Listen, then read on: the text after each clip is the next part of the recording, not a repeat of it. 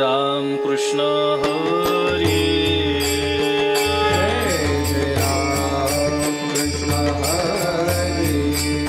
हरि जय जय राम कृष्ण हरि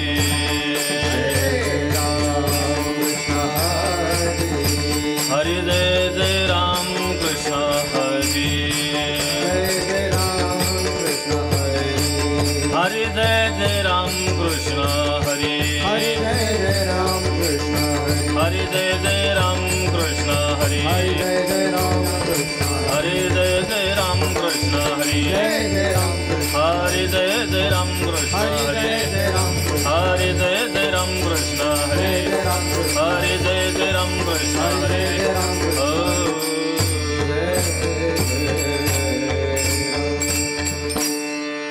रूप पाहता लोचनी सुख झाले ओ साजनी तो हा विठ्ठल बरबा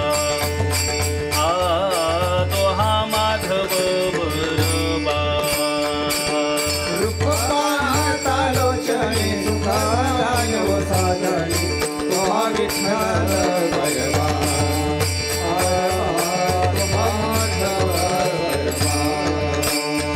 तो हा विठ्ठल बरबा तो हा माधव बरबा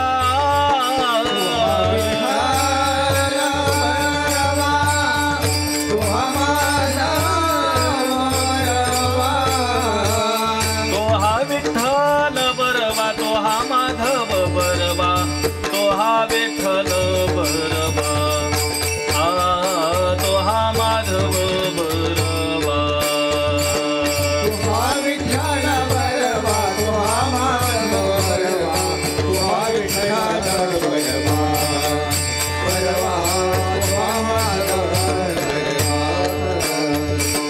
बहुत सुकृताची जोडी म्हणून विठ्ठली आवडे तो हा विठ्ठल बरबा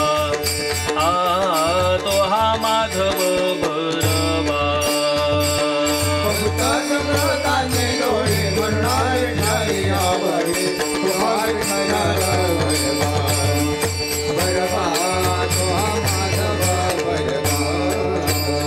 तो हा विठ्ठल बरबा तो हा माधव बरबा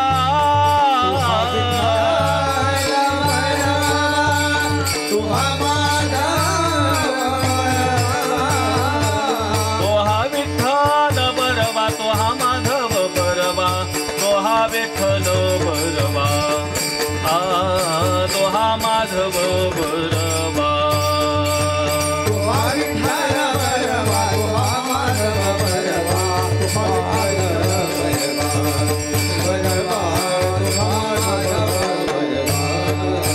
जय जय राम कृष्ण हरी हरि जय जय राम कृष्ण हरि हरि जय जय राम कृष्ण हरि जय जय राम कृष्ण हरि जय जय राम कृष्ण हरि राम कृष्ण हरि जय जय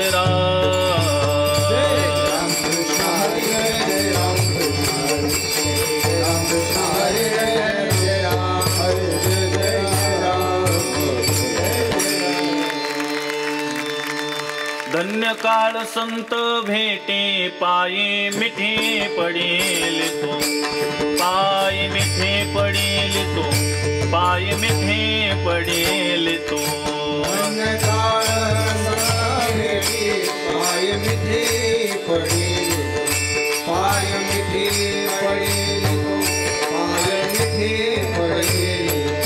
संदेहाची सुटली गाठी झालो पोटी शीतळ झालो पोटी शीतळ झालो पोटी शीतळ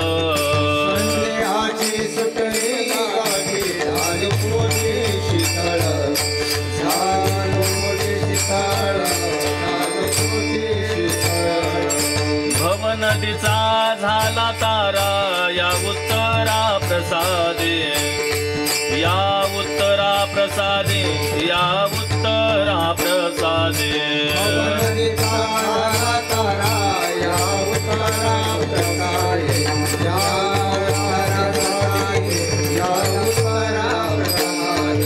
संदेहाची सुटली गाठी झालो पोटी शीतळ झालो पोटी शीतळ झालो पोटी शीतळ संदेहाची सुटली गाठी झालो पोटी शीतळ झालो पोटी शीतळ झालो पोटी शीतळ तुका म्हणे मंगळ आता कोण दाता याहुनी कोण दाता याहुनी कोण दाता याहुनी मंगळ आरा कोण दाता याहुनी कोण दाता याहुनी कोण दाता याहुनी संदेहाची सुटली गाठी संदेहाची सुटली गाठी झालो पोटी शीतळ झालो पोटी शीतळ झालो पोटी शीतळ संदेहाची सुटली गाठी झालो पोटी शीतळ झालो पोटी शीतळ झालो पोटी शीतळ हरी विठोबा रखुमाये जय जय विठोबा रखुमाये विठोबा रखुमाये विठोबा रखुमाये विठोबा रखुमाये विठोबा रखुमाये विठोबा रखुमाये विठोबा रखुमाये विठोबा रखुमाये जय जय विठोबा रखुमाये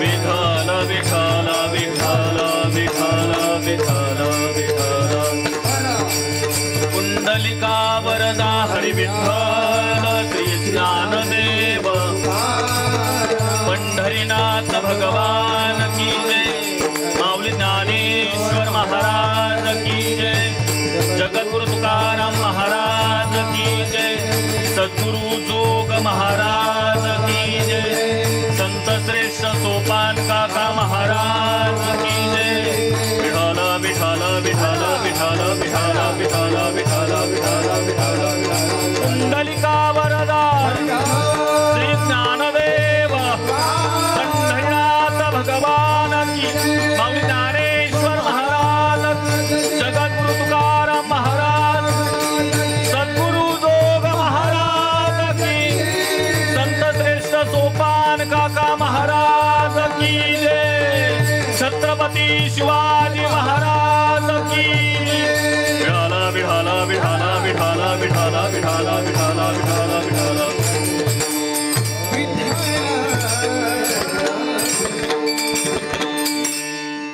धन्य काळ संत भेटी पायी मिठी पडिली तू संदेहाची सुटली गाठे झालो पोटे शीतळ भव नदीचा झाला तारा या उत्तरा प्रसादे संदेहाची सुटली गाठी झालो पोटी शीतळ तुका म्हणे मंगळाता कोण दाता याहुनी संदेहाची सुटली गाठी झालो पोटी शीतळ विठाला विठाला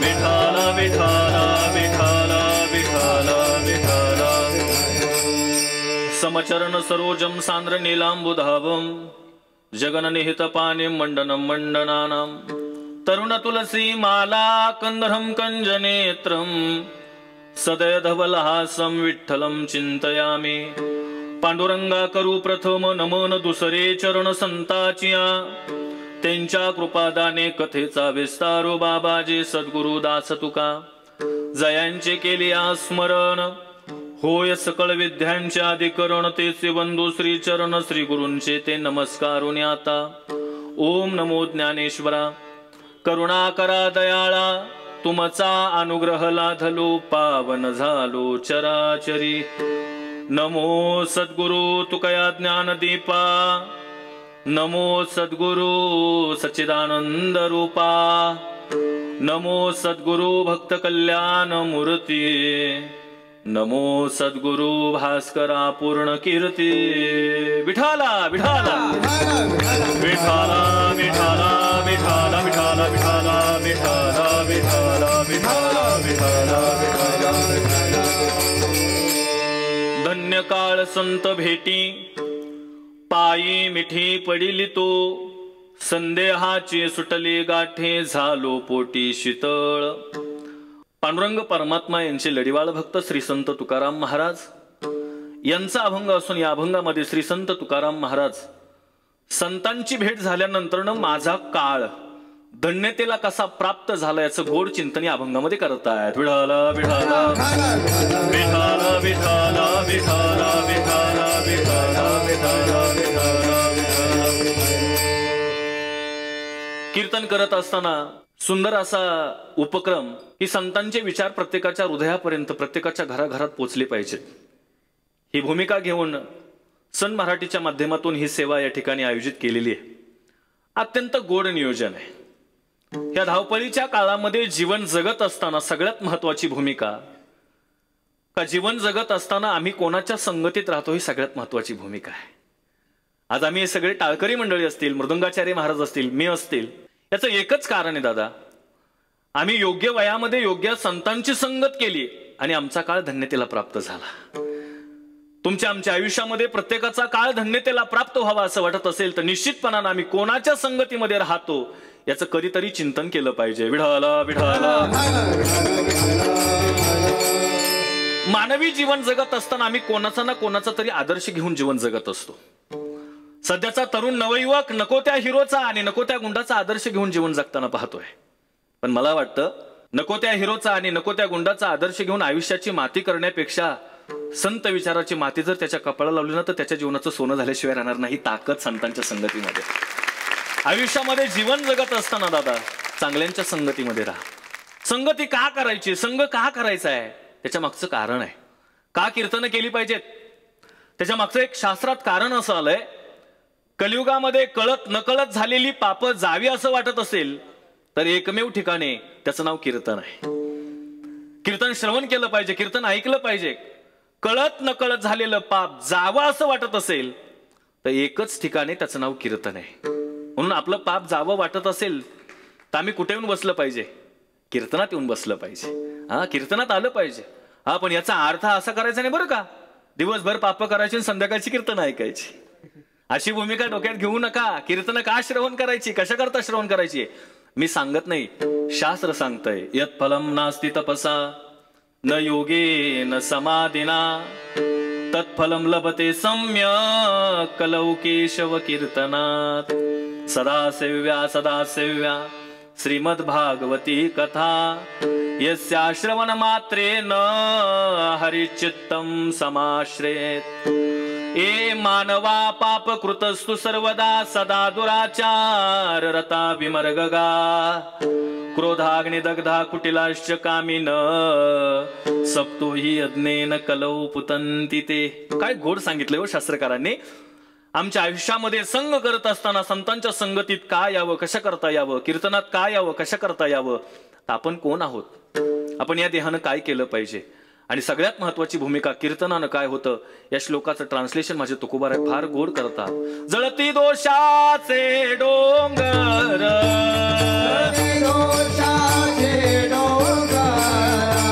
शुद्ध होती नारी नर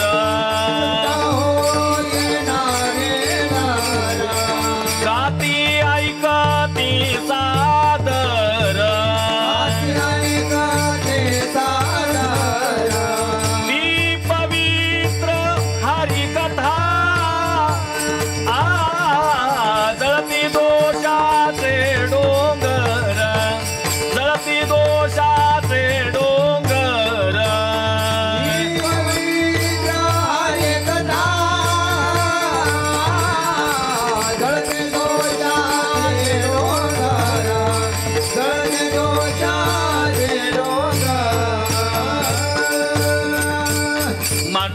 भूमिका आहे. काय होतं तुकोबारायांनी स्पष्ट भाषेत सांगितलंय. जळती दोषाचे डोंगर, शुद्ध होती नारी नर, गाती ऐकती जे सादर ती पवित्र हरिकथा. म्हणून कलियुगामध्ये कीर्तन हे सर्वश्रेष्ठ साधन आहे. कीर्तन श्रवण केलं पाहिजे. कीर्तनाने आम्हाला विचार मिळतात, कीर्तनाने आम्हाला दृष्टिकोन मिळतो. म्हणून कीर्तन श्रवण केली पाहिजे, सगळ्यात महत्वाची भूमिका. आणि म्हणून ही कीर्तन श्रवण करायची असेल तर संतांची संगती करावी लागते. आमचं वय नाही दादा, पण तरी सुद्धा आम्ही महाराष्ट्रभर पूज्य झालोत. याला एकच कारण, आम्ही लहान असताना आळंदीला गेलो, ज्ञानोबारांच्या समाधीवर डोकं ठेवलं, नतमस्तक झालो, वारकरी शिक्षण संस्थेमध्ये अध्ययन केलं आणि आज आम्ही महाराष्ट्रात कीर्तनकार म्हणून पूज्य झालो. याला एकच कारण, योग्य वयात योग्य वेळेमध्ये श्री संत ज्ञानेश्वर महाराजांचा सत्संग केला, त्याचा हा परिणाम आहे. आयुष्यामध्ये जीवनाचं सार्थक करायचं असेल, त्या पांडुरंगापर्यंत पोचायचं असेल तर संघ अत्यंत महत्वाचा आहे. रहिमन महाराज काय गोड बोलतात तो. रहिमन महाराज म्हणतात 2 रंग एकत्रित केले ना तर तिसरा रंग तयार होतो. कोणता रंग? पिवळा रंग आणि पांढरा रंग. तो जर एकत्रित केला तर लाल रंग तयार होतो. पिवळा रंग आणि पांढरा रंग एकत्रित केल्यानंतर कोणता रंग तयार होतो? तर लाल रंग तयार होतो. आमच्या माता भगिनी आहेत, चांगलं श्रवण करतायत. बहुधा स्वयंपाकघरामध्ये पिवळा रंग आढळतो, त्याचं नाव, अरे वा, हळद. हळद स्वयंपाकघरामध्ये. आणि पांढरा रंग बसलेल्यांच्या बऱ्याच जणांच्या खिशामध्ये, त्याचं मी नाव घेणार नाही. हा, बस बस बस बस. मला एक का सांगायचंय, तो पिवळा रंग आणि पांढरा रंग एकत्रित केला ना की लाल रंग तयार होतो. तसं हे कीर्तन का करायचंय, त्याच्या मागचं कारण आहे. जीवात्मा हा एक रंग आहे, परमात्मा हा एक रंग आहे. जीवात्मा आणि परमात्मा याचा संग झाला की कीर्तनामध्ये रंग येत असतो. आणि सगळ्यात महत्वाची भूमिका ऐका, तर जीवात्म्याचा रंग आणि परमात्म्याचा रंग याचं समीकरण साधलं की पांडुरंगापर्यंत पोहोचलं जातो. म्हणून संग करायचा आहे.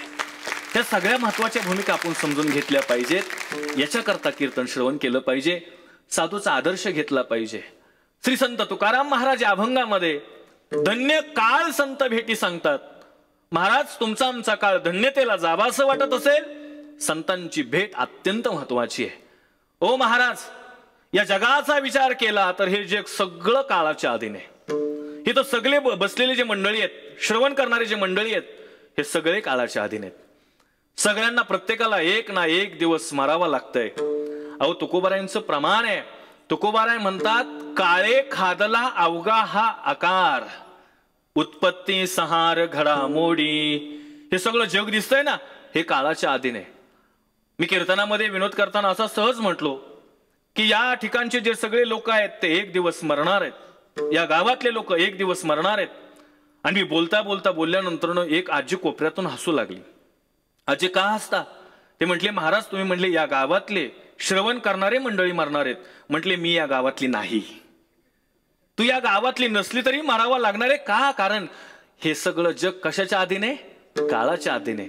प्रत्येकाला मरावं लागतंय. मिळालेला देह दुर्लभ आहे आणि अशा दुर्लभ नरदेहानं संतांची भेट झाली ना तर तुमचा आमचा काळ धन्यतेला प्राप्त होतोय.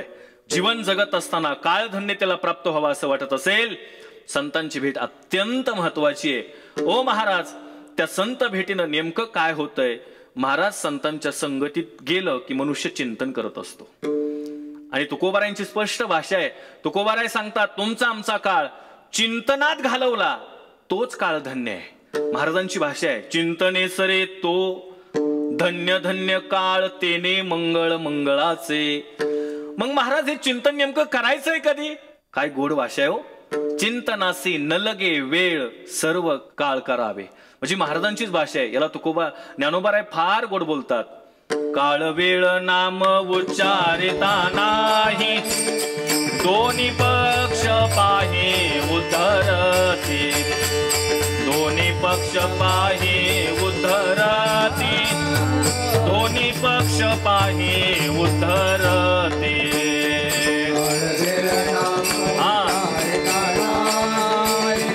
दोन्ही पक्ष पाहे उद्धरती, दोन्ही पक्ष पाहे उद्धरती, दोन्ही पक्ष पाहे उद्धरती.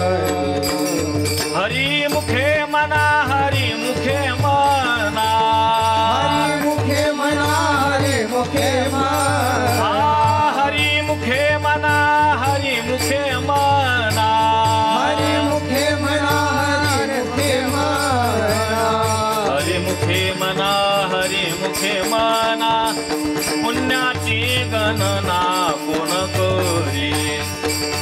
पुण्याची गणना कोण करी, पुण्याची गणना कोण करी. हरी मुखे म्हणा, हरी मुखे म्हणा, पुण्याची गणना कोण करी, पुण्याची गणना कोण करी, पुण्याची गणना कोण करी. तुकोबारायांनी स्पष्ट भाषेमध्ये सांगितलंय. तसं श्री संत ज्ञानेश्वर महाराजांनी सुद्धा स्पष्ट सांगितलंय. काळ वेळ नाम उच्चारिता नाही, मनाला आलं चिंतन करा. दुर्दैव आहे, लोक चिंतन करत नाहीत आणि चिंता केल्याशिवाय राहत नाही. याच्या पुढे बोलू, जरी चिंतन केलं, चिंता केली तरी गंमत अशी आहे, माणसं कीर्तनात जरी बसली तरी चिंतन श्रवण करतील याचा भरोसा नाही. प्रत्येक मनुष्य चिंतेत आहे. करा चिंता, काही हरकत नाही, पण केली तर स्वतःची करा ना. आम्ही चिंता जरी केली ना तरी दुसऱ्याचीच करतोय, दुसऱ्याचीच करतोय. त्याचा कसा काय बंगला झाला, त्यानं कशी काय गाडी घेतली. आता एक वाक्य बोलू का, सध्या माणूस स्वतःच्या दुःखानं जेवढा दुःखी नाही ना तेवढा दुसऱ्याच्या सुखानं दुःखी आहे. याच्या पुढचं विधान मला सांगायचं आहे. कधीतरी दुसऱ्याच्या दारात मदतीचं झाड लावा, आनंदाची फुलं तुमच्या दारात पडल्याशिवाय राहणार नाही. ही भूमिका आहे, हे जीवन आहे. आणि याच्याकरता जीवन जगलं पाहिजे. माणसांच्या पोटात आता दुखायला का लागलंय माहितीये का, दुसऱ्याची प्रगती सण होईना. एक जण डॉक्टर जवळ गेला, डॉक्टर साहेब माझ्या पोटात दुखतंय. डॉक्टरांनी विचारलं केव्हापासून, म्हणला शेजारच्यानं JCP घेतली तेव्हापासून. काय उत्तर देणार आता, काय कोणतं सलाईन लावायचंय. माणसांची मन संकुचित झालेत, माणसांचे विचार संकुचित झालेत. मला जाता जाता निश्चितपणानं एक सांगायचंय, हे विचार व्यापक बनवायचे असतील, आमची संगती चांगली असावी लागेल याच्याकरता. आणि म्हणून जीवन जगत असताना साधूची भेट, संतांची भेट अत्यंत महत्वाची आहे. त्या भेटीनं काय झालं महाराज, संतांची भेट झाली ना की जीवनातली इच्छा थांबली जाते. प्रत्येकाच्या जीवनात चिंता आहे, प्रत्येकाच्या जीवनात इच्छा आहे, मला ते मिळावं, मला हे मिळावं. सगळेजण धावपळ करतायत या जगामध्ये, प्रत्येक जण धावपळीतच व्यस्त आहे. पण समाधान कुणालाच प्राप्त नाही. ते समाधान प्राप्त करायचं असेल तर देखिल्या चरण वैष्णवांचे, तुका म्हणे मना झाले समाधान. महाराजांची भाषा आहे, आम्हाला समाधान प्राप्त करायचं असेल तर सगळ्यात महत्वाची भूमिका आम्हाला श्री संत ज्ञानोबा यांच्या चरणावर नतमस्तक व्हावं लागेल. श्री संत तुकाराम महाराजांच्या चरणावर नतमस्तक व्हावं लागेल. आणि म्हणून जाता जाता मी सांगत असतो बऱ्याचशा कीर्तनामधनं की आयुष्यामध्ये खरंच सोनं व्हावं असं वाटत असेल तर आम्ही ज्ञानोबा तुकोबा यांच्या संगतीत राहिलं पाहिजे. का राहिलं पाहिजे त्याच्या मागचं कारण सांगायचे.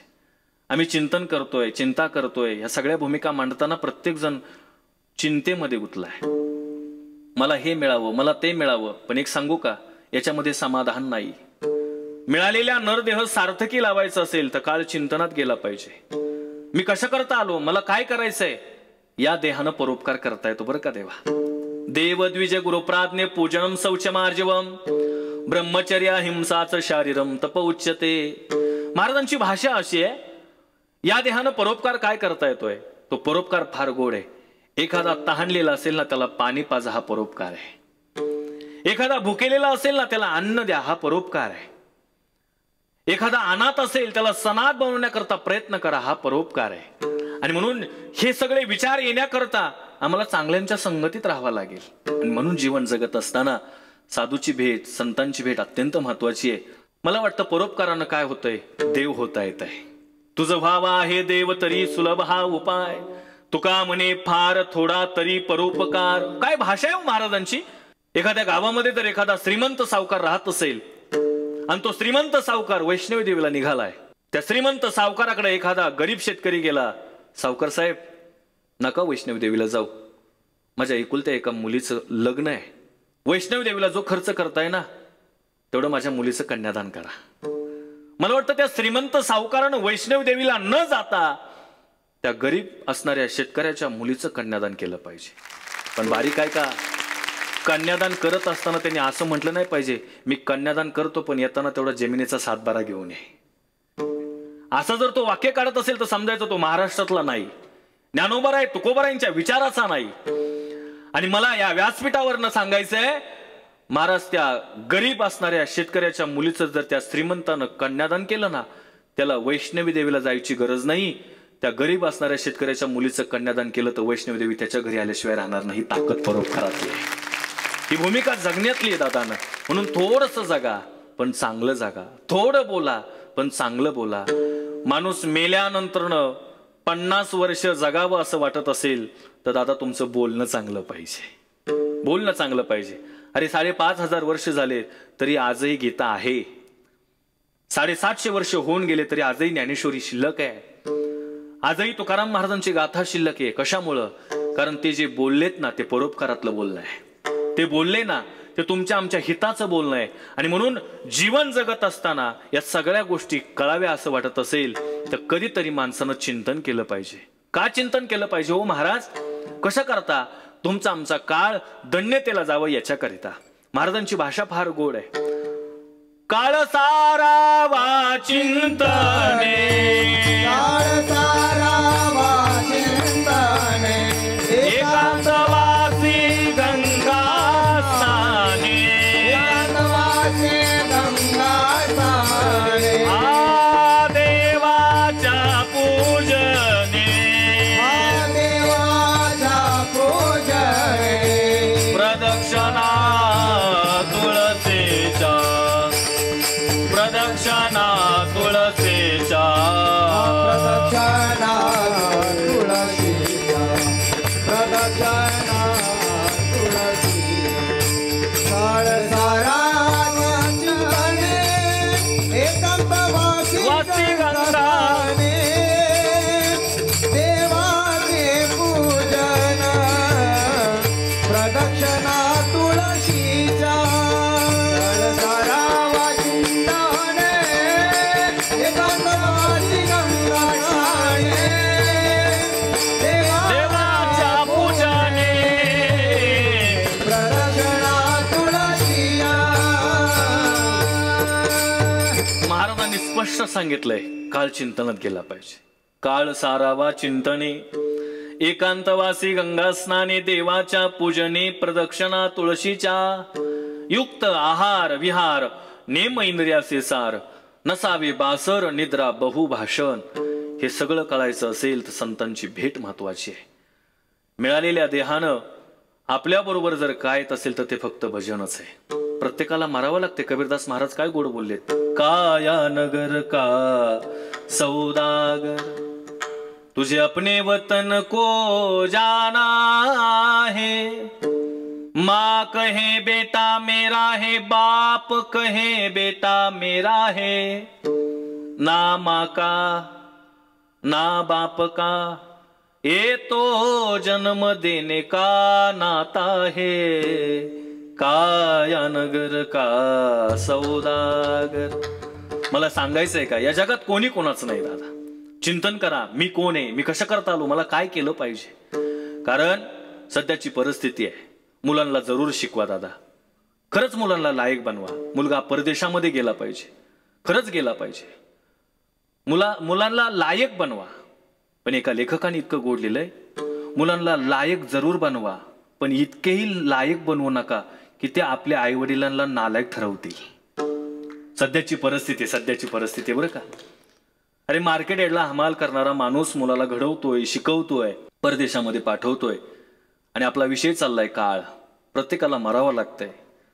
त्यावेळेस तो ग्रस्त मेल्यानंतर शेजारच्यानी फोन केला, ए दादा, अरे तुझे वडील एक्सपायर झालेत, शेवटच्या दर्शना करताय. महाराज त्या मुलानं सांगितलं, मला येण्याकरता वेळ नाही, तुम्ही उरकून घ्या, काय खर्च होईल तुम्ही तुमच्या अकाउंटला टाकतो. ते शेजारचे लोक म्हणले, ए दादा, अरे तुला परराष्ट्रामध्ये परदेशामध्ये पाठवण्याकरता त्याने हमालीचं काम केलंय रे, तो दमलाय, थकलाय, भागलाय, नाही कशा करता पण शेवटच्या दर्शना करता ये. त्या मुलानं उत्तर काय दिलं माहितीये का, ए लयच शेजारच्यांना माझ्या बापाविषयी कळवळा असेल तर अंत्यसंस्कार द्या, नाही तर गटरात ढकलून द्या. ही परिस्थिती आहे.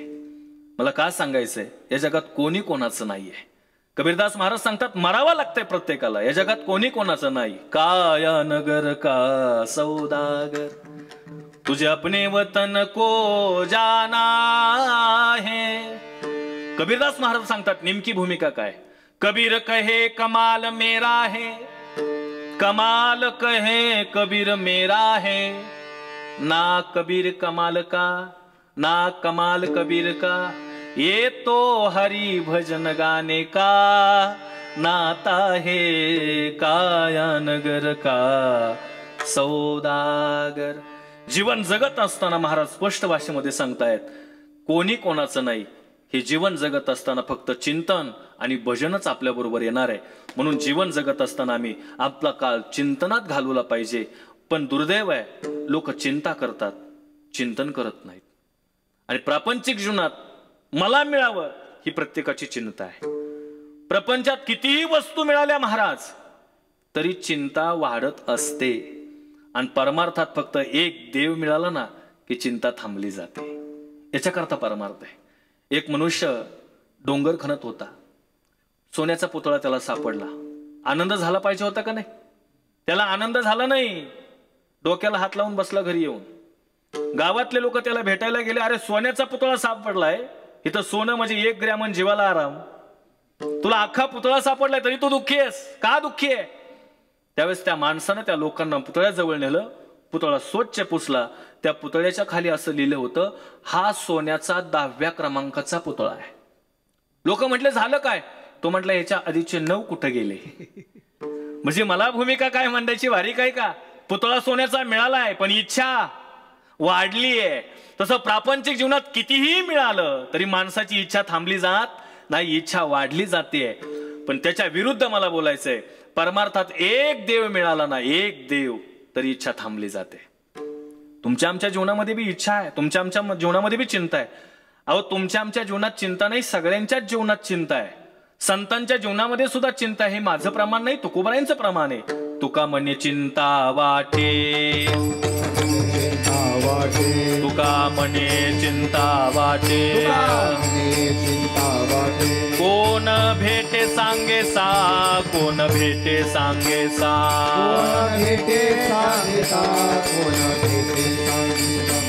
कोण भेटे सांगिता,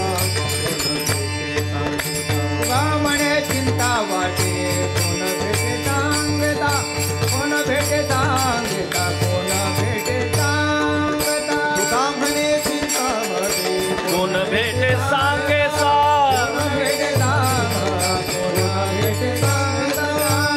स्पष्ट महाराजांनी सांगितलंय माझ्याही जीवनात चिंता आहे. तुका म्हणे चिंता वाटे, कोण भेटे सांगेसा. पण तेच तुकाराम महाराज म्हणतात, उजळले भाग्य आता अवघी चिंता वारली. ओ कशामुळे चिंता वारली? महाराजांनी स्पष्ट भाषेत सांगितलंय, संत दर्शनी हा लाभ पद्मनाभ जोडला. संतांची भेट झाली, देव मला मिळाला आणि माझ्या जीवनातली चिंता थांबली गेली. मग अशी दृष्टांत दिला, प्रपंचात काहीही मिळालं तरी इच्छा वाढते आणि परमार्थात एकटा देव मिळाला की इच्छा थांबली जाते. सुरदासजी महाराजांचं काय गोड कथा आहे.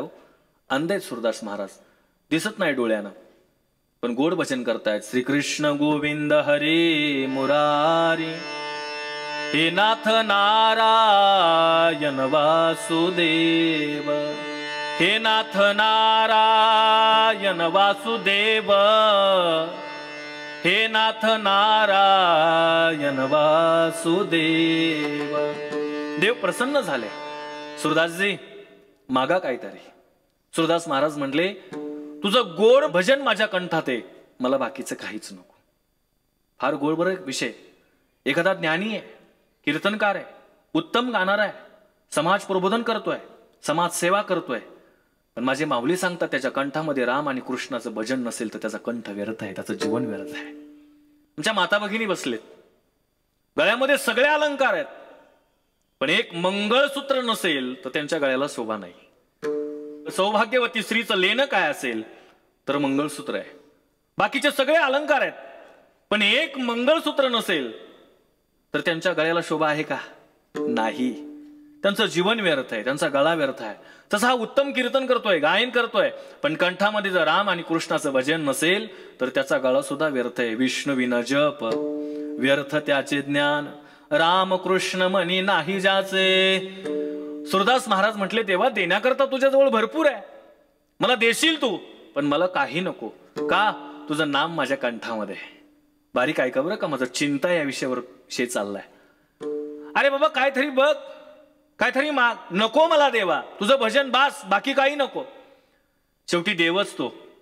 सुरदासजी महाराजांना सांगितलं, कमीत कमी सृष्टी कशी तयार केली एकदा डोळ्याने तरी बघण्याकरता डोळे घे. ए देवा नको देऊ बाबा, अरे पण बघ सृष्टी तयार कशी केली, एकदा घे डोळे. महाराज सुरदास महाराजांनी डोळे मागितले आणि मागितल्याबरोबर देवाने डोळे दिले. पहिलं डोळे दिल्याबरोबर जर कुणाला पाहिलं असेल तर जगाच्या मालकाला डोळे भरून पाहिलं. ऐका ऐका ऐका, जगाच्या मालकाला डोळे भरून पाहिलं. आणि सुरदास महाराजांचा आता प्रश्न आहे, देवा दिलेले डोळे घालवून टाक. देव म्हटला का? सुरदास महाराजांनी जे उत्तर दिले ना ते फार गोड आहे. देवा तुझ्यासारखा सुंदर देव पाहिलाय, आता जगात दुसरं पाहण्याची इच्छा नाही.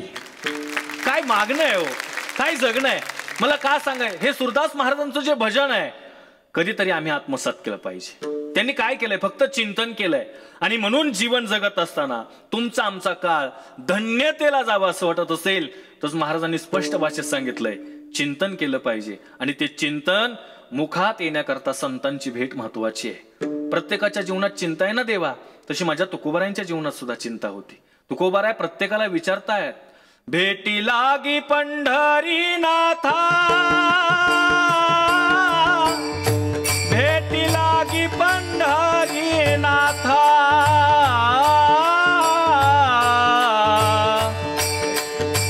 पंढरी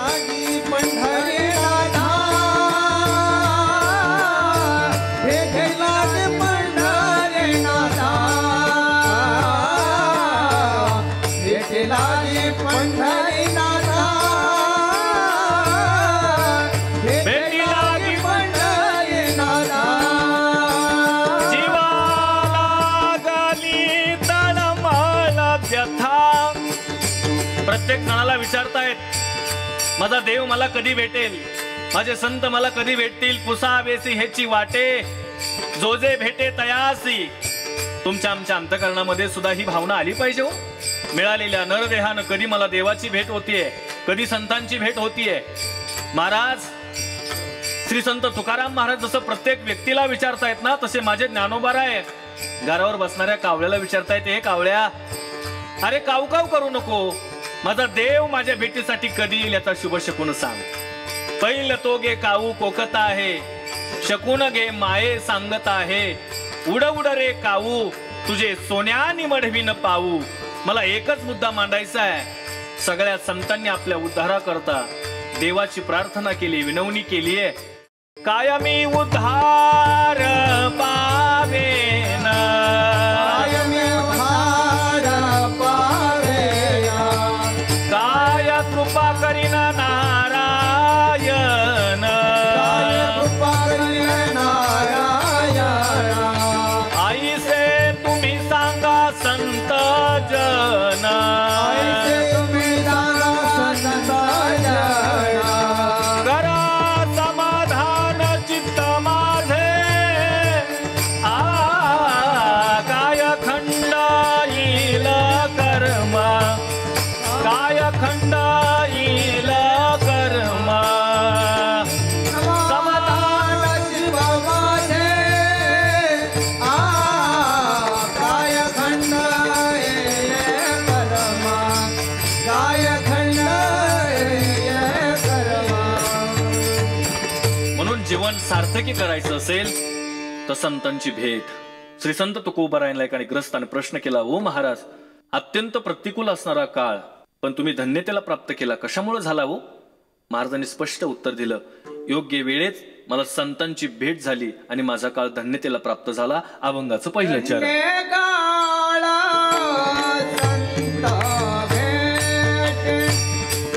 धन्य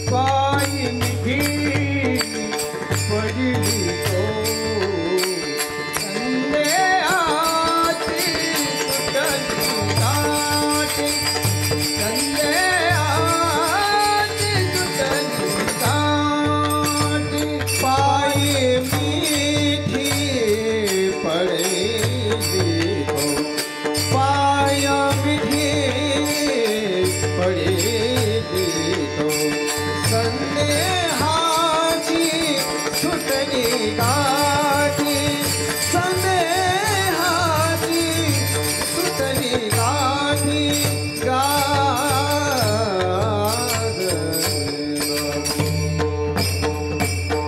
कुंडलिकावर धारी विठ्ठल श्री ज्ञानदेव पंढरीनाथ भगवान की जय माऊली ज्ञानेश्वर महाराज की जय जगद्गुरु तुकाराम महाराज की जय सद्गुरु